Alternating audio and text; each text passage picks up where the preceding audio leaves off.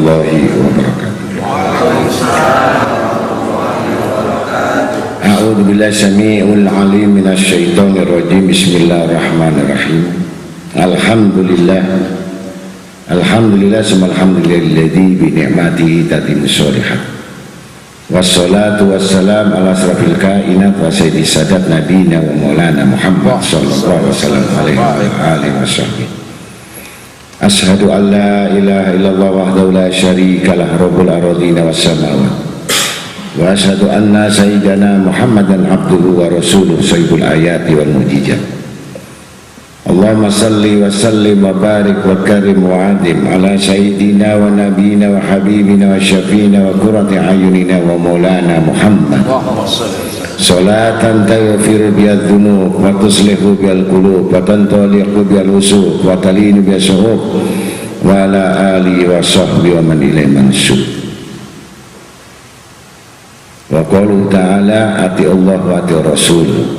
Wa qala Nabi Muhammad sallallahu alaihi wasallam man ahya sunnati faqad ahabani wa man ahabani kana ma'a fil jannah. Sadaqallahul maulana al-azim wa rasulih.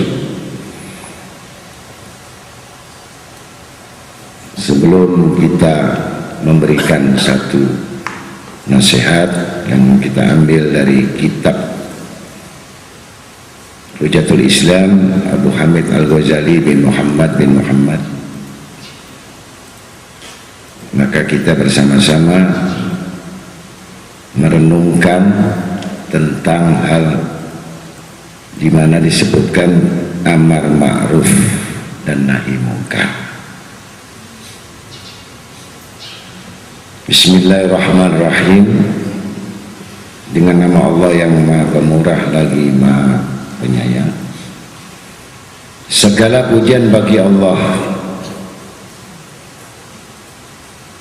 yang mana telah menurunkan rahmat, taufik, hidayahnya dan barokahnya kepada kita sekalian, semata-mata kita memujikannya, dan tidaklah dianugerahi segala bentuk nikmat-nikmat kecuali dengan perantaraan kemurahan dan keluasan anugerahnya. Dan tidak terlupa selawat dan salam kepada penghulu Nabi Muhammad sallallahu alaihi wasallam sebagai rasul dan utusan dari Allah Subhanahu wa taala, dan selawat kepada keluarganya dan sahabat-sahabatnya yang suci kepadanya. Maka diambil dalam satu kitab ini tentang membahas amar ma'ruf, menyuruh berbuat kebajikan, dan nahi mungkar, melarang berbuat yang mungkar, adalah bentuk petunjuk garis yang lurus yang terbesar dalam agama, yaitu hal yang paling penting di mana Allah mengutus nabi-nabi semuanya untuk itu. Jika kita ketahui bentuk amar ma'ruf itu tentu sebagai petunjuk yang tidak disia-siakan dalam ilmu dan amalannya, maka kewajiban bagi kita untuk menghilangkan semua bentuk yang saat ini sudah banyak hilang masalah agama, sudah merasa banyak masa-masa di dalam kekosongan iman, baik syiar-syiar, dan semakin berkembang segala bentuk kesesatan, makin banyak kebodohan seperti virus yang menyebar sehingga mengosongkan hati. Bahkan tidak sedikit negara-negara yang mengalami satu musibah-musibah karena semakin berkembangnya segala bentuk hilangnya agama, binasalah hamba-hamba. Tetapi mereka itu tidak merasakan bahwa agama itu sudah lenyap dari hatinya. Bahkan yang semakin merajalela adalah keinginan-keinginan yang tidak disadari oleh manusia. Bentuk ilmu tinggal sebagai periwayatan, bentuk pikir sebagai hanya ucapan. Syariat telah hilang, agama telah hilang. Walaupun dia menjalankan sholat dan menuntut ilmu, tetapi sama sekali tidak memahami. Karena butanya mata bukanlah seperti butanya hati. Kalau butanya mata, hati masih bisa melihat. Tapi kalau butanya hati, maka butalah matanya, tidak mengenal kebaikan-kebaikan. Sesungguhnya yang kita takutkan itu akan terjadi dan ada pada akhir zaman ini. Padahal semua sesungguhnya itu kita ini kepunyaan Allah, dan kita akan kembali kepadanya. Sedangkan orang yang kembali hanya bisa mengatakan inna lillahi wa inna ilaihi raji'un. Tetapi sebenarnya ucapan itu dia belum siap untuk kembali di hadapan Allah. Kehausan dalam agama, kehausan dalam rohani, kehausan di dalam bentuk ketaatan, saking besarnya pengaruh-pengaruh.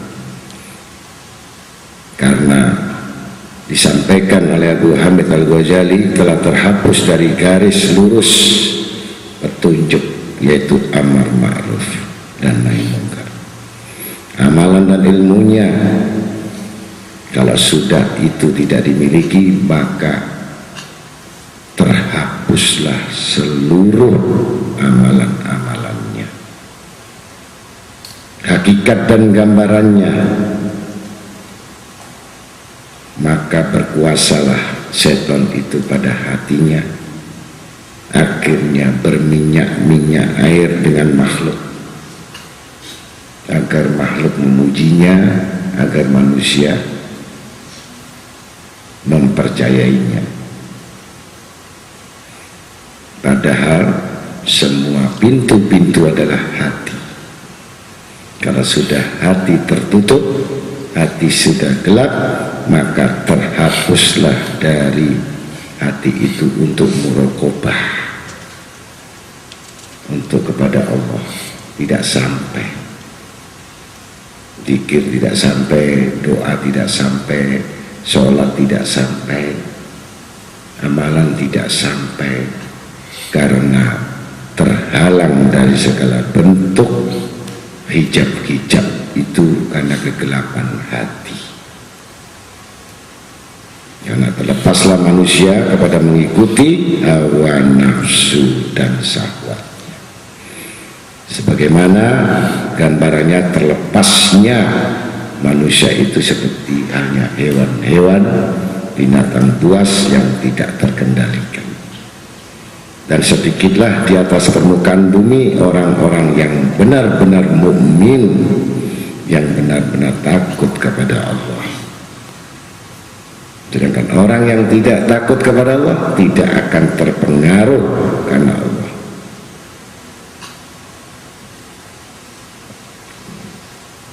Tapi orang-orang yang betul-betul beriman, betul-betul takwa kepada Allah, enggak dengar caci makian, enggak dengar yang namanya orang-orang yang enggak senang, enggak dengar sama orang-orang yang enggak percaya.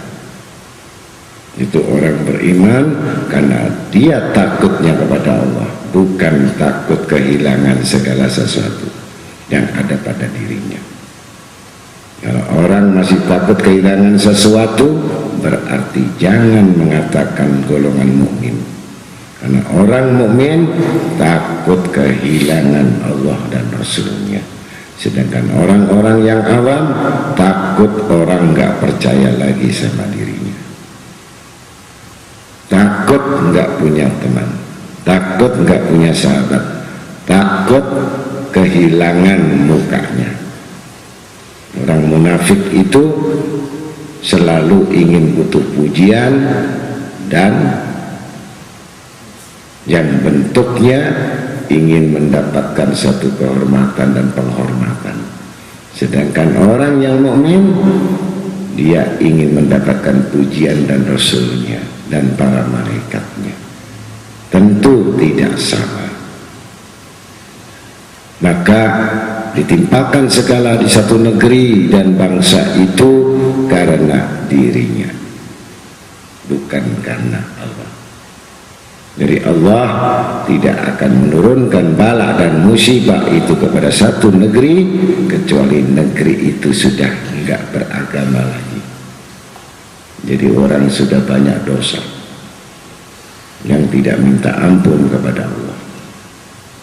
Jadi orang yang paling baik adalah orang-orang yang selalu muhasabah. Artinya tolak ukurnya enggak pernah mengikuti tolak ukur manusia, tapi tolak ukurnya adalah diri sendiri. Kalau diri sendiri tadi bagus, niscaya di mana saja berada, enggak takut, enggak bakal dia mundur, enggak bakal dia menyesal karena dia benar. Tapi kalau orang nggak benar, pasti dia akan terhukum dengan dirinya sendiri. Artinya, nggak bisa kamu lari dari mana-mana, karena Allah yang Maha Tahu. Ada yang berkata, apakah yang ditimpakan itu hanya orang-orang Islam? Walaupun orang kafir sekalipun, orang yang tidak sholat sekalipun, jangan dianggap kegelisahan itu hanya orang beriman. Walaupun orang kafir, orang Hindu sekalipun, atau orang yang keluar agama, dia mengalami kegoncangan-kegoncangan apabila dia melakukan kesalahan. Yang mana kalau orang kafir akan ditampakkan makin dalam, urusannya makin sulit, urusannya makin berat. Itu orang kafir. Tapi kalau orang beriman, dia tahu dia berdosa, dia tahu itu salah, bahkan dia sadar dengan konsekuen. Dia nggak tanggung-tanggung, cepat dia mohon ampun pada Allah. Bagaimana disifatkan Nabi Adam alaihissalam, dia langsung sujud tersungkur kepada Allah agar diampuni dosa-dosanya. Nah, begitu pula manusia, kalau dia berdosa sesama makhluk, dia nggak segan-segan untuk minta maaf. Itu orang-orang yang tinggi kedudukannya. Bukan orang yang sombong, dia tidak mengakui dosa-dosa dan kesalahan. Itu orang yang lebih sombong. Lebih sombong lagi orang yang naik mobil mewah, kemudian tidak menegur atau tidak mengucapkan salam, bahkan dia duduk sombong di atas mobilnya yang mewah. Sak kampung dia terkena sombong. Tetapi bukan itu yang disebut sombong. Orang yang sombong kalau dia berdosa sama makhluk tetapi dia tidak minta maaf kepada makhluk itu orang yang lebih sombong daripada yang sombong. Karena dia merasa tidak bersalah, dia merasa tidak berdosa, dia tidak minta maaf. Bahkan orang yang minta maaf itu tidak hilang kehormatannya, makin tinggi derajatnya di sisi Allah. Dan orang yang memberikan maaf lagi itu lebih, itu yang namanya orang-orang yang mengetahui orang beriman.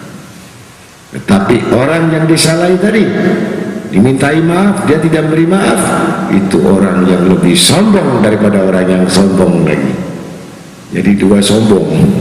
Nah, itu bukan amar ma'ruf. Konsekuen manusia beriman takut kepada Allah, bukan takut hilang orang nggak percaya pada dirinya, bukan takut orang itu tidak berharga, bukan takut orang nggak percaya lagi sama dirinya.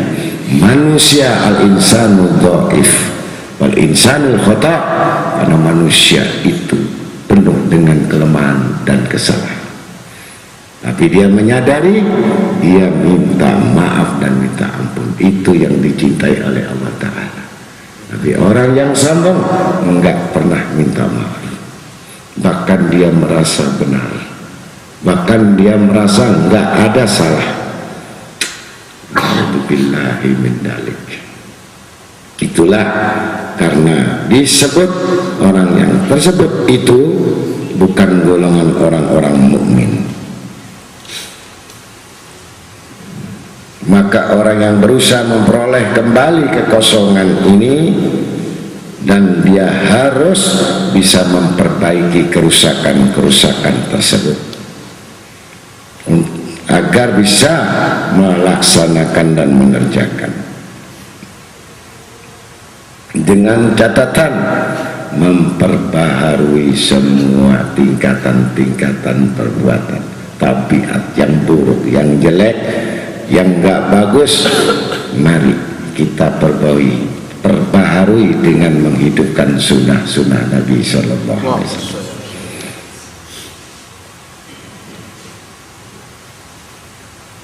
Karena banyak sekarang yang tidak mengetahui itu, bahkan menghamburkan waktunya dan sia-sia. Rajin karena ada yang diinginkan, tapi bukan karena Allah. Banyak orang yang ngaji tapi lain tujuannya. Kalau benar-benar dia menuntut ilmu, niatnya benar-benar, niscaya Allah akan menolong hatinya. Tapi kalau manusia enggak sungguh-sungguh, bahkan Allah akan menutup hatinya. Kalau menutup hatinya, matanya pun dibutakan, tulinya, pendengarannya pun ditulikan. Jadi orang yang buruk adalah orang yang tidak mengetahui kebenaran. Nah, maka untuk menghidupkan sunnah yang telah dibawa oleh Nabi kita Muhammad SAW, sampai Nabi berkorban demi umatnya, agar manusia bisa untuk mendapatkan berbuat ketaatan, untuk keselamatan, untuk kesenangannya. Bahkan disebutkan dalam Al-Quran, Bismillahirrahmanirrahim, kuntum khairati ukhrijat linnas, kuntum khairat ummah ukhrijat linnas. Tidak ada sebaik-baik umat kecuali umat Nabi Muhammad SAW. Ini sayangnya Nabi kepada kita yang semakin kecil kedudukan keyakinan kita kepada Allah dan Rasul, dan semakin kecil manusia itu benar-benar takarub untuk mendekatkan diri kepada Allah.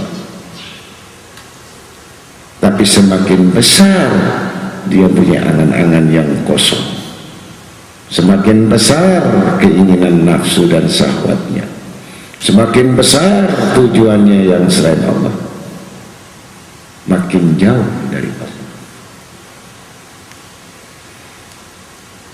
Maka diterangkan wajibnya manusia, kata Imam Ghazali, pertama adalah amar ma'ruf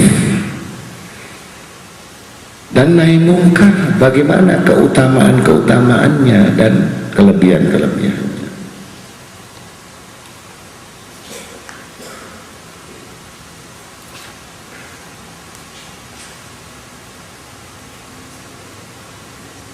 Maka sudah dalil-dalil mengatakan tentang amar ma'ruf itu sudah mufakat atau disebut ijma'. Dan petunjuk itu akal yang sehat. Banyak disebutkan di ayat Al-Quran, bahkan disebutkan dalam hadis-hadis, tapi didengar cuman periwayatan. Bahkan secara teoritis saja mereka bisa mendengar, tetapi enggak pernah dijalankan, apalagi dilaksanakan. Ada buta, kemudian setelah buta tuli, enggak ada manfaatnya.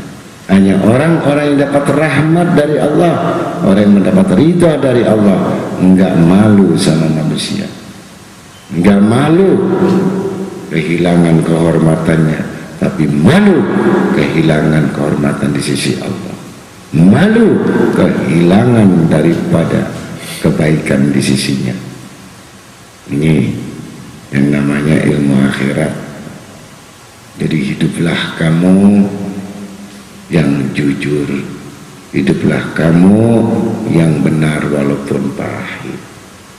Letakkanlah hatimu bernaung kepada Allah. Jangan letakkan hatimu, badanmu cuma di dunia. Niscaya sampai mati kita tidak akan membawa itu kebaikan. Karena meletakkan satu amar ma'ruf hanya diletakkan teori saja, tapi nggak pernah dilaksanakan. Masalah terpleset, masalah dia itu tidak benar, masalah dia itu salah, wajar dia manusia, tetapi dia nggak pernah putus asa, dia nggak pernah, artinya tidak merubah hidupnya. Nah, jadi kesalahan manusia dia biarkan dirinya merana dan dibiarkan dirinya tidak mau merubahnya. Itu bukan dari Allah, tapi takdir sudah memutuskan. Kalau takdir sudah memutuskan, pasti kamu nggak pernah selamat. Dimanapun kamu berada di bumi Allah, nggak pernah kamu akan selesai masalahmu. Gitu. Jadi kalau Allah menguji dengan masalah itu, maka kau tinggalkanlah masalah itu, kau kembali satu negeri atau pindah negeri, masalah itu tidak akan pernah selesai. Karena engkau tidak menyadari perbuatanmu itu tidak akan bisa merubah nasibmu, kecuali doa sungguh-sungguh kepada Allah agar Allah memberikan petunjuk. Kalau Allah sudah memberikan petunjuk, maka tahulah itu amar ma'ruf, tahulah itu nahi mungkar. Padahal sumbernya dari kesalahan, tapi berusaha dia memperbaiki kesalahan itu, maka itu yang muncul. Bahkan mau menerima nasihat dan pendapat orang lain, walaupun orang itu kecil sekalipun. Asal itu kebaikan, mengapa kamu tidak mau menerima amar ma'ruf? Yang jadi sombong itu merasa dirinya lebih utama dari yang lainnya. Ini hati-hati, kesombongan ini tersimpan di lubuk hati yang sumbernya adalah golongan orang-orang yang angkuh. Bukan tubuhnya yang angkuh, tapi hatinya.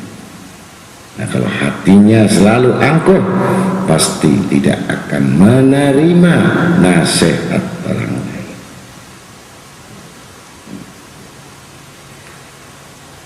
Orang yang baik adalah orang-orang yang sadar apabila mendapat nasihat orang lain, jadikan itu sebagai pelajaran yang utama.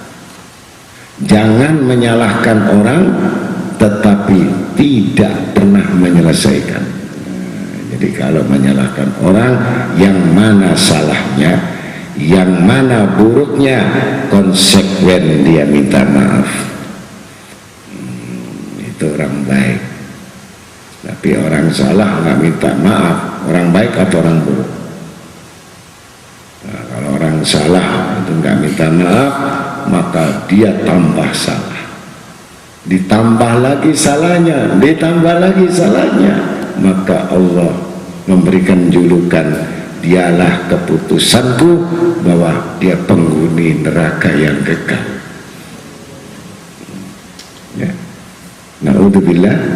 Nah, jadi pertama, jadi orang yang tahu diri salah, dia minta maaf. Kemudian kalau dia disalahi, cepat dia ada minta maaf, dia langsung memberi maaf. Di situ kedudukan yang tinggi di sisi Allah, berkasih sayang diantaranya. Ini maaf sudah tidak, memberi maaf tidak, bahkan tidak memiliki kebaikan apa-apa. Ini bukan amar ma'ruf wa nahi munkar. Jadi orang yang paling dicintai Allah Ta'ala adalah orang-orang yang longgar hatinya. Nah, kalau longgar, niscaya semua kebaikan masuk. Kalau sempit hatinya, enggak masuk. Bahkan dia menjadi sedih terus-menerus, kecewa terus, enggak pernah senang. Andai kata senang, pura-pura senang, karena dia sudah makan racun sendiri. Na'udzubillah min dzalik. Udah tahu racun, kemudian ditambah racun lagi, nggak ada artinya. Wirid nggak ada artinya, sholat pun nggak berbekas, rasanya nggak ada, dikir nggak ada, doa nggak kena, nggak ada artinya. Nah, itu yang diketahui, sebagaimana firman Allah, wal takun minkum ummatu yad'una ilal khair wa ya'muruna bil ma'ruf wa yanhauna 'anil munkar wa ulaika humul muflihun. Al-ayat. Hendaklah kamu tergolong umat yang mengajak kepada kebajikan, menyuruh mengerjakan yang benar, dan melarang yang membuat yang salah. Mereka itulah orang yang beruntung, orang yang menang. Walaupun pahit, ya. Kalau kamu salah itu minta maaf, itu pahit kan? Takut harga dirimu hilang, takut kehormatanmu hilang, bahkan kamu ini disebut terus orang baik, ya. Itu orang yang sombong. Orang sombong enggak pernah diampuni dosa-dosanya Allah Ta'ala. Walaupun satu biji di hatinya, satu biji zarah sombong, maka Allah cabut semua kebaikannya dan Allah masukkan di neraka. Satu biji zarah dia beriman kepada Allah, takut kepada Allah, niscaya Allah hapuskan dosa-dosanya. Itu perbandingannya. Hanya orang yang bodoh, enggak pernah mengaku dosa, enggak pernah mengaku salah, enggak pernah mengaku dirinya zalim, bahkan takut kehilangan. Takut apa? Takut kehilangan kedudukannya, takut hilang kehormatannya, takut hilang apa? Pangkatnya, takut hilang jabatannya, takut hilang pamornya, padahal dia berdosa dan salah. Maka untuk itulah orang-orang yang beriman kepada Allah, yang mau mengerjakan itu yang benar walaupun pahit, pasti beruntung. Untung perkara dia tidak memaafkan bukan golonganmu, sedangkan Allah Subhanahu wa ta'ala maha besar pengampunannya, maha besar maafnya. Kita manusia enggak mau memaafkan. Subhanallah, lebih besar dari Allah, lebih hebat daripada Allah. Itu sifat iblis, karena iblis dijadikan api. Api nggak pernah ke bawah, meledak meluap ke atas. Tinggi hati, sombong diri, ya, angkuh, nggak mau lagi ke bawah. Api. Kalau sudah demikian, mereka bersekutu, berserikat, laki perempuan yang demikian, golongan iblis, syaitan bin iblis bin jahanam. Kalau sombong, ya, angkuh, merasa dirinya enggak salah, merasa dirinya enggak benar, merasa dirinya paling benar, ini akhirnya satu sama lain menyalahkan. Enggak pernah kerjasama, enggak pernah baik. Enggak pernah, karena merasa dia lebih dari yang lainnya. Ini celaka. Kalau sudah demikian penyakit, sampai kapanpun ketemu orang enggak pernah baik. Ketemu siapapun enggak pernah baik, enggak punya teman, enggak punya sahabat, enggak punya orang-orang yang dekat. Nah, itu tanda-tandanya. Kalau orang tanda-tandanya itu orang enggak baik. Ya. Andai kata baik cuman berminyak-minyak muka, ada tujuan yang lain, bukan ikhlas, maka demikianlah tidak dibenarkan di dalam kitab ini. Maka kewajiban dalam ayat yang disebutkan di atas, hendaklah kamu wal takun, itu amar yang menyuruh atau perintah. Secara zahiriyah amar itu adalah kewajiban, dan pada ayat perintah secara zahiriyah keterangannya adalah harus ditaati. Keberuntungan atau kemenangan tergantung dengan apakah dia sudah mengerjakan kewajibannya tadi. Jadi kalau amar ma'ruf itu pasti menang, enggak pernah kalah. Mungkin awalnya saja kalah dia, tapi akhirnya menang. Itu orang-orang yang benar.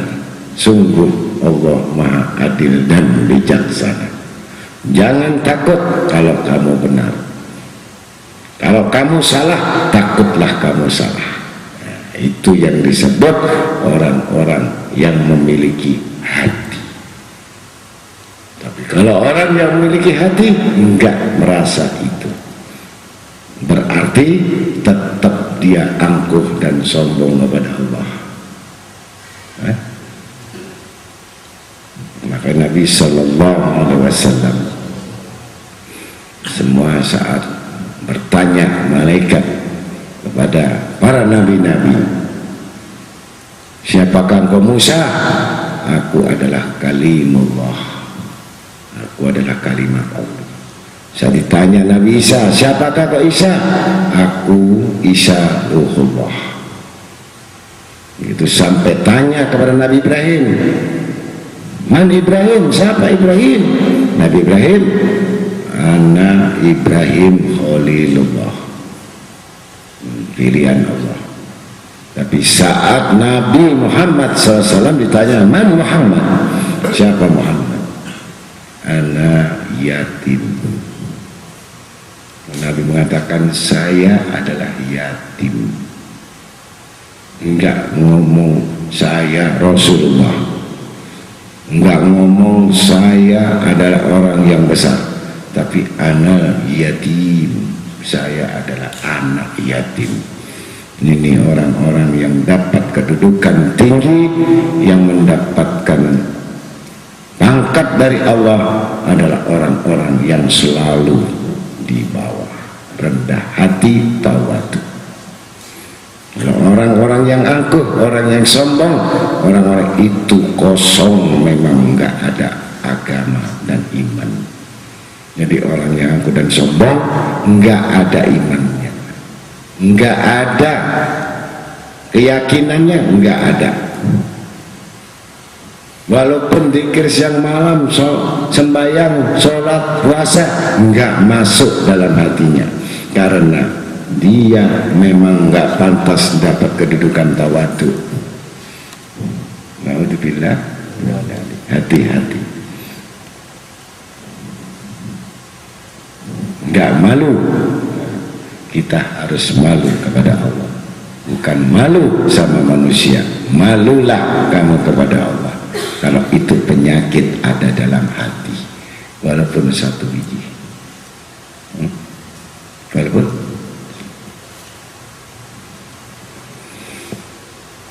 Allah Ta'ala memerintahkan agar amal ma'ruf itu sampai betul-betul merata menghapus dosa keseluruhannya. Tidak mustahil orang yang sanggup yang menjalankan amar ma'ruf dan bernahi mungkar itu. Karena firman Allah Ta'ala berbunyi, mereka tidak sama di antara orang-orang keturunan kitab itu. Ada golongan yang lurus dan mereka yang membaca ayat-ayat keterangan-keterangan Allah di tengah malam dan mereka sujud kepada Allah. Mereka beriman kepada Allah dan hari kemudian.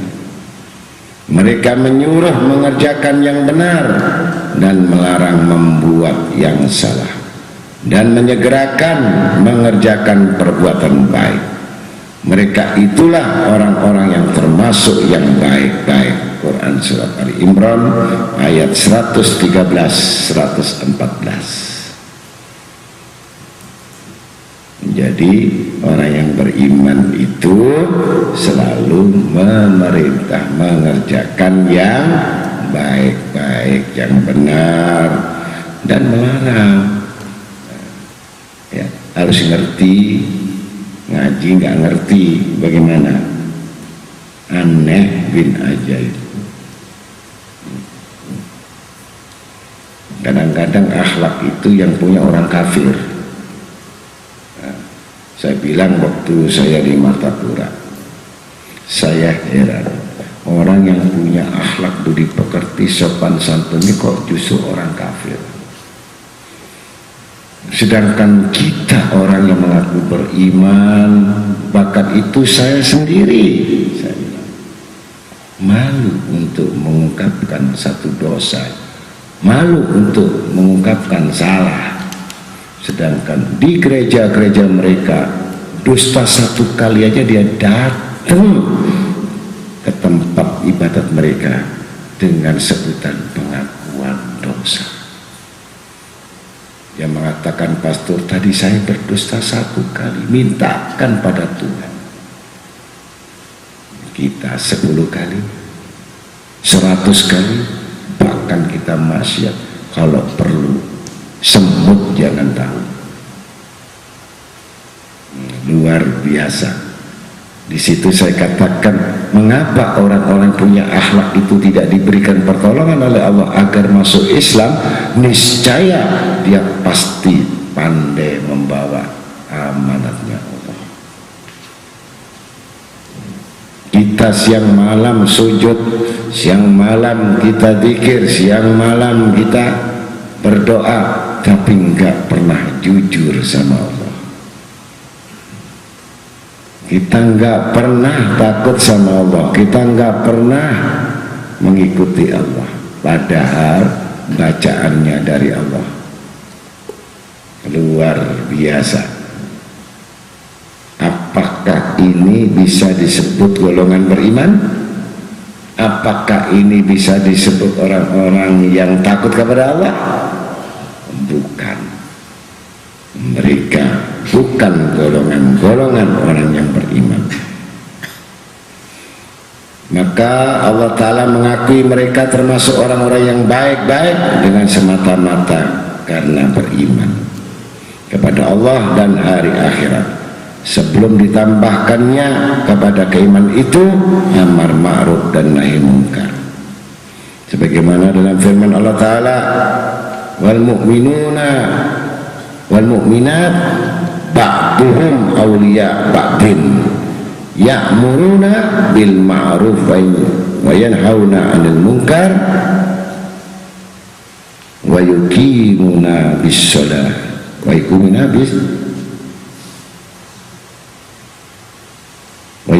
shalah. Artinya, dan orang-orang yang beriman laki-laki dan orang yang beriman perempuan, mereka satu sama lain pimpin memimpin. Mereka menyuruh mengerjakan yang baik, melarang mengerjakan yang salah. Mereka tetap mengerjakan sholat. Quran Surat At-Taubah ayat 71.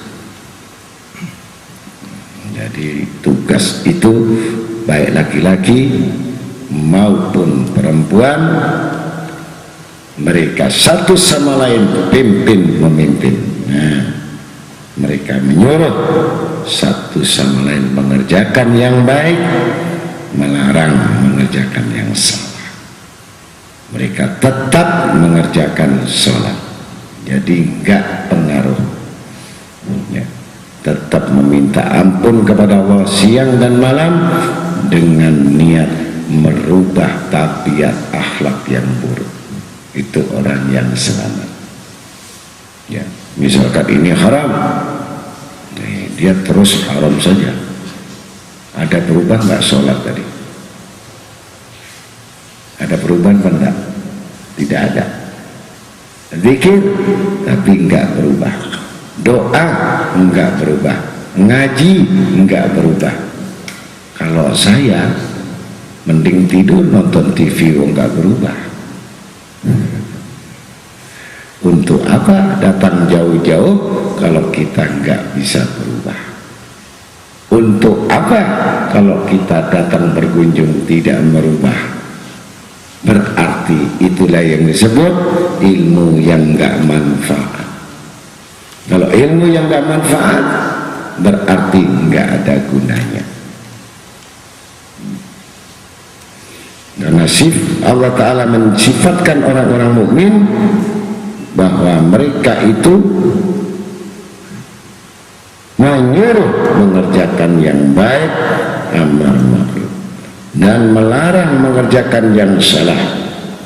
Maka orang-orang yang meninggalkan amar ma'ruf dan nahi munkar itu keluar dari orang-orang mukmin yang disifatkan pada ayat tadi. Allah Ta'ala berfirman, orang-orang yang tidak beriman dari Bani Israel kena kutukan lidah Daud dan Isa anak Maryam. Hal itu disebabkan mereka durhaka dan melanggar aturan. Mereka satu sama lain tidak melarang dan perbuatan yang salah yang mereka kerjakan sesungguhnya amat buruk yang mereka perbuat. Ini sudah zaman Bani Israel, jadi buruk terus ditambah. Kalau biasa tambah itu kan ada dua, tambah buruk atau tambah baik. Kan sama-sama tambah, gitu. Tambah malas apa tambah bodoh. Jadi ada yang ngaji tambah bodoh, ada yang ngaji tambah malas, ya. Ada yang ngaji tambah apa? Tambah sombong. Ada yang ngaji tambah banyak, sama-sama tambah. Nah, tapi yang dimaksudkan ini semakin nuntut ilmu pengajian itu tambah baik, tambah khusyuk, tambah halus peranginya, tambah lembut ucapannya, ya.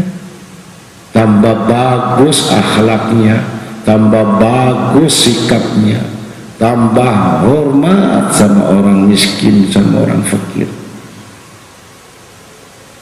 Tapi kalau yang tambah tadi, tambah sombong, tambah buruk, tambah maksiat, tambah dosa, tambah hasut, tambah, nah, sama-sama tambahnya, tambah ngantuknya, ini tambah juga, tambah umurnya, tambah tua, tambah ngeblengnya, sama. Jadi mau yang mana? Tambah yang mana? Tambah ilmu, tambah baik, tambah khusyuk, tambah takut, tambah mendekat kepada Allah, ya kan? Kalau sudah tambah mendekatnya Allah kepada Allah, tambah rezekinya. Kalau tambah zalim, tambah melarat hidupnya, repot. Jadi tambah sama, tambah kekurangan, ya. Paham sudah? Nah, bukan dari Allah, karena dia suka menambah yang lain.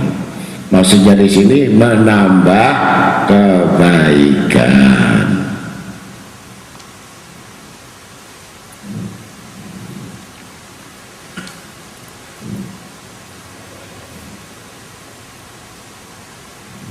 Jadi itu sifat-sifat Allah Ta'ala mensifatkan orang mukmin, menambah selalu kebaikan-kebaikan.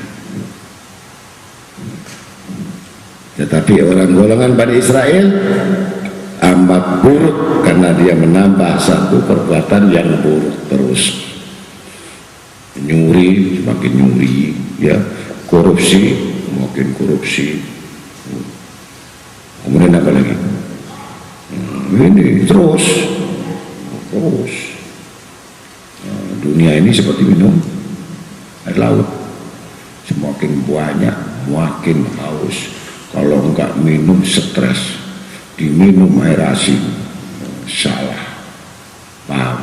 Kerja enggak dapat duit, mukanya susah, dapat duit juga makin susah terus. Kenapa? Enggak tenang, sembahyang enggak tenang, zikir enggak tenang, doa enggak tenang, semua enggak tenang, semuanya enggak ada artinya, gelisah terus, ya. Suka ngurusin orang, akhirnya begitu. Suka, iya, bukan urusannya, ngurus terus, ya, sampai capek. Yang suruh capek siap, paham ya? Dan ayat tersebut adalah disebutkan ayat yang sangat keras karena menerangkan sebabnya mereka berhak, orang Bani Israel itu mendapatkan kutukan karena disebabkan mereka meninggalkan dari perintah Allah, amar ma'ruf nahi munkar. Masya Allah, naudzubillah min dzalik. Maka disebutkan tadi bahwa kuntum khairati ummah ukhrijat linnas ya'muruna bil ma'ruf wa tanhauna 'anil munkar. Al-ayat, sebaik-baiknya kamu adalah umat yang paling baik, yang dilahirkan untuk kepentingan manusia, menyuruh mengerjakan yang benar dan melarang membuat yang salah. Quran surat Ali Imran ayat 110. Itu pegangan orang-orang untuk menjalankan kebaikan dan melarang keburukan, ya. Jangan makan haram, ya harus, jangan utang kredit renten, ya jangan, nggak boleh. Ya, saya nggak punya rumah, kalau saya nggak nyicil, ya nggak punya rumah. Insya Allah kalau kamu benar-benar takwa kepada Allah pasti dapat rumah. Nggak punya, kos dulu. Nggak punya dikit lagi, masuk kontrak. Setelah kontrak baru punya rumah. Begitu, nggak langsung punya rumah. Gitu. Bagaimana kupu-kupu? Kupu-kupu nggak langsung terbang. Prihatin, jadi kepompong dulu. Dia nggak lihat kanan, nggak lihat kiri, tetapi dia taat kepada Allah. Binatang bisa taat, menungso ini Masya Allah. Begitu sabarnya, taatnya, betul-betul sujud, betul-betul menginginkan ibadah kepada Allah. Nggak menentukan kapan saya jadi kupu, enggak, bertasbih terus, berzikir terus yang namanya kepompong. Begitu Allah, sudah waktunya kamu pecah, keluar kamu berterbangan, warnanya indah, berterbangan kanan kiri. Bagaimana ada kepompong itu gelundung sana gelundung sini, bisa terbang, jatuh ke pompong dipatuk ayam, habis. Belum jadi kupu-kupu, jangan coba-coba terbang. belum waktunya. Ya, jadi kalau ngaji sabar dulu kayak kepompong. Terus kapan saya jadinya? Nanti saya jadi apa? Jangan tanya sama saya. Itu urusan Allah, nanti yang menjadikan, yang netes. Dia kan ini kepompong udah nggak kuat lagi, pengen jatuh ke bawah gelundung. Ya, golek pasangan mana? Ono kepompong golek pacar mana? Kepompong, podo kepompongnya akhirnya apa? Ompong. Paham? Tahu kepompong? Kalau sudah terbang indah, semua orang menikmatinya. Kemudian dia cari bunga yang indah-indah. Dan kepompong jatuh, patuk sama ayam. Hati-hati ngaji. Ngaji itu kalau kepompongnya nggak sabar, ceplok, dimakan sama ayam. Yang salah ayamnya aja kepompongnya. Kenapa kamu jatuh gelundung? Maka dimakan ayam. Tapi kamu bukan kepompong ya. Bukan. Yang kepompong ya itu orang bodoh.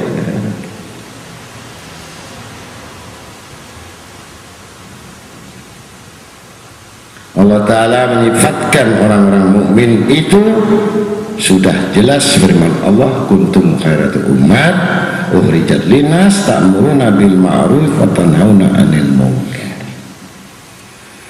Ini menunjukkan kepada keutamaan amar ma'ruf dan nahi munkar, karena menerangkan bahwa mereka adalah umat yang paling baik yang dilahirkan untuk kepentingan manusia. Kemudian ditegaskan dalam firman Allah Ta'ala, dan setelah mereka melupakan apa yang diperingatkan kepada mereka, kami selamatkan orang-orang yang melarang dari membuat kesalahan, dan kami siksa orang-orang yang aniaya itu dengan siksa yang mengerikan.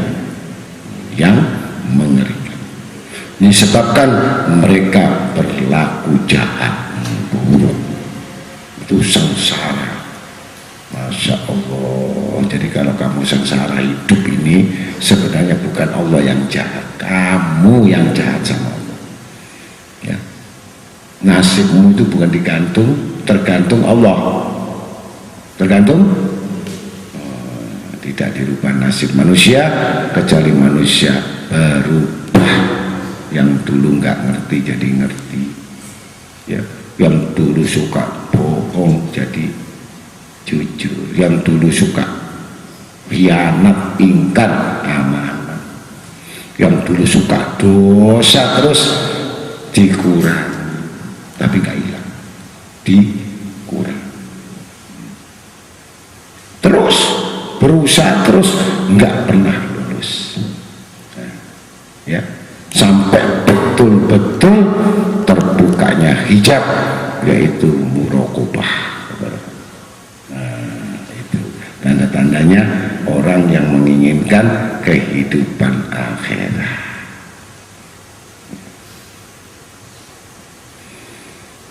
Dari kesalahan-kesalahan itu semuanya akan membuatkan siksaan yang mengerikan, ngeri banget. Ada yang nggak kuat, diuji dikit nggak kuat. Ada yang besar, kuat ya. Kalau kita diuji nggak punya duit, sebentar aja udah wirid kita terbalik ya, wirid kita terbalik, doanya terbalik. Itu ujian dikit aja konslet. Sama orang punya dosa, punya salah, nggak usah kamu bikin dia ribut, kamu sendiri nggak tenang ya. Orang dosa itu tenang nggak? Orang punya dosa, punya salah itu tenang nggak hidupnya?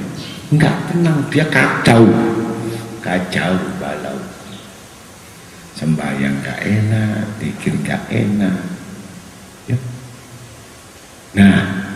Nah itu yang bikin Allah ke manusia.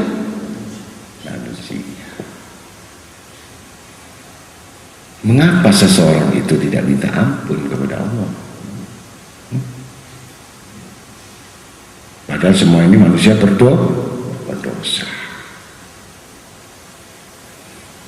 Kalau orang itu konsekuen bahwa saya ini banyak dosa, insya Allah kamu nggak lihat dosanya orang. Betul? Betul apa enggak? Tapi kalau kamu lihat dosanya orang aja, salahnya orang aja, berarti kamu orang yang nggak punya salah. Berarti kamu golongan Nabi ke-26. Itu karena nggak pernah salah, ya. Wong saya ini gudangnya salah, yang sudah nggak keluar rumah ini gudangnya salah, gudangnya dosa. Contohnya mau minum lupa bismillah, itu dosa enggak? Megang lupa dosa, itu dirasakan sama orang-orang yang takut kepada Allah. Kita pakai baju nggak bismillah, terasa dosa kan? Nah gitu. Tapi kalau orang nggak merasa dosa tadi, kelambine suwek kabeh, disuwek titik ya gak masalah kan? Memang kelambine suwek kabeh. Kalau bajunya robek semua, kemudian dirobek lagi, ya memang sudah robek, nggak masalah. Tapi kalau bajumu putih, dikasih tinta dikit, buah, gelisah. Nah, dosa kecil aja, gelisah. Yang bandel-bandel itu memang golongan wong bambu, jadi turunan binti wis gak delok gelandangan itu loh, ya. Kena debu, kena ini sampai gimbal rambutnya. Nggak bilang, Pak jangan tidur di situ, kotor Pak. Yang ngasih tahu ya goblok, udah tahu kotor, tempatnya kotor kan. Katanya si orang gelandangan tadi, lah memang saya sudah kotor, tempatnya di kotor, kok kamu ngandani saya? Jadi yang nasihatin itu salah lagi. Gobloknya udah orang Bandung, kamu nasihatin, kamu taruh di tempat kamar yang putih spraynya. Katanya si orang gelandangan, jangan, ini bukan tempat tidur saya, cukup dengan kerdus.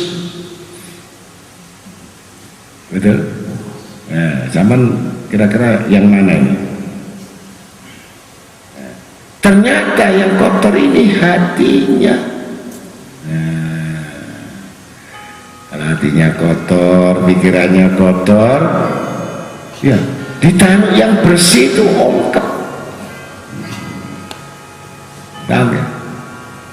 Ngerti saya ngomong begini ya? Ngerti ya? Kalau orang yang bersih, yang suci, tempat yang suci tempatnya. Tapi orang yang kotor, yang najis, orang yang haram itu diibaratkan pakaian yang rusak semuanya, gelandangan, gemuk semua, ditaruh di dipan yang putih. Ya Allah, kira-kira bagaimana? Ya. Spraynya juga marah, yang cuci juga marah, ya. Kemudian yang meniduri tadi juga marah. Ini bukan tempat saya. Bahkan dia melihat bekasnya di spray yang putih tadi. Ya Allah, ternyata ini mengotori orang. Jadi kalau orang yang kotor-kotor itu selalu mengotori orang. Nah, ngerti? Selalu bikin cacat dan masalah sama orang. Ngerti? Ngerti maksud saya? Nah, itu hatinya jahat. Nah, pasti ditemukan sama-sama. Kamu pernah lihat nggak orang Bambung kalian sama artis yang keluar dari salon? Ya, ya. Sama Bambungnya biasanya, ngerti? Ya, nah, sama ya. Nah, kamu lihat itu sekolah orang yang tuli bisu itu, yang bisu sama tuli bisu itu, masa mau kamu kawin sama orang tuli bisu? Sama grupnya juga. Jadi ngajak makan sama, dia punya kode juga. Jadi kodenya orang bisu punya, kamu nggak ngerti, maka jangan ikut-ikut sama tuli bisu. Ya, apa namanya? Buta huruf, buta matanya, apa namanya? tunanetra. Tapi saya bisa kosida.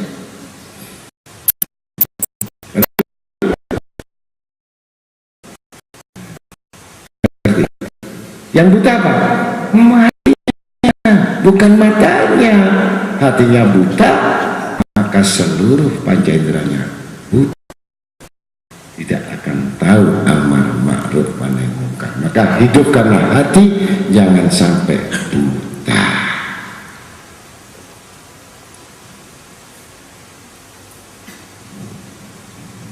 Keterangan dalam ayat-ayat disebut tadi, yaitu orang-orang yang melupakan peringatan-peringatan. Kami siksa orang-orang yang aniaya itu dengan siksa yang mengerikan disebabkan mereka berlaku jahat. Surat Al-A'raf ayat 165. Jadi ayat tersebut menerangkan bahwa mereka memperoleh keutamaan, fadilah, keselamatan, kelepasan dengan melarang dari membuat kejahatan.